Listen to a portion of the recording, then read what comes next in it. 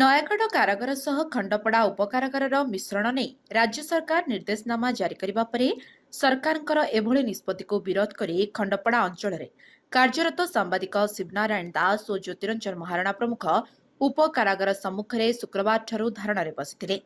ଖଣ୍ଡପଡ଼ା ମାନ୍ୟବର ବିଧାୟକ ଇଞ୍ଜିନିୟର ଦୁଷ୍ମନ୍ତ କୁମାର ସ୍ୱାଇଁ ଶନିବାର ଧାରଣାସ୍ଥଳରେ ପହଞ୍ଚି ଦୁଇ ସାମ୍ବାଦିକଙ୍କୁ ବୁଝାଇବା ସହ ମୁଖ୍ୟମନ୍ତ୍ରୀ ଦିଲ୍ଲୀ ଗସ୍ତରୁ ଫେରିବା ପରେ ଆସନ୍ତା 7 ଦିନ ମଧ୍ୟରେ ସମସ୍ୟାର ସମାଧାନ ହେବ ବୋଲି ଦୃଢ଼ ପ୍ରତିଶ୍ରୁତି ଦେଇ ସାମ୍ବାଦିକଙ୍କୁ ଧାରଣାରୁ ଫଳରସ ପିଆଇ ଉଠାଇଥିବାର ଜଣାପଡ଼ିଛି। ତେବେ ବିଧାୟକଙ୍କ ପ୍ରତିଶ୍ରୁତି ପରେ ଧାରଣାକୁ ସ୍ଥଗିତ ରଖାଗଲା ବୋଲି ଦୁଇ ସାମ୍ବାଦିକଙ୍କଠାରୁ ପ୍ରକାଶ ହୋଇଛି।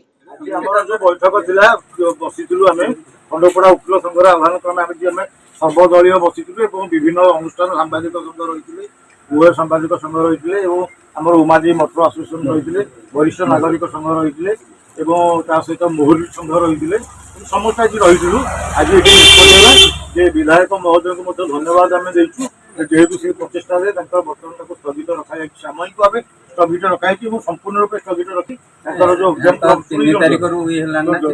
हाँ प्रोसेस लगे 7 तारिख दिन चिठी है। Nayagarh Jiten Kumar Mahapatra report live life Odia.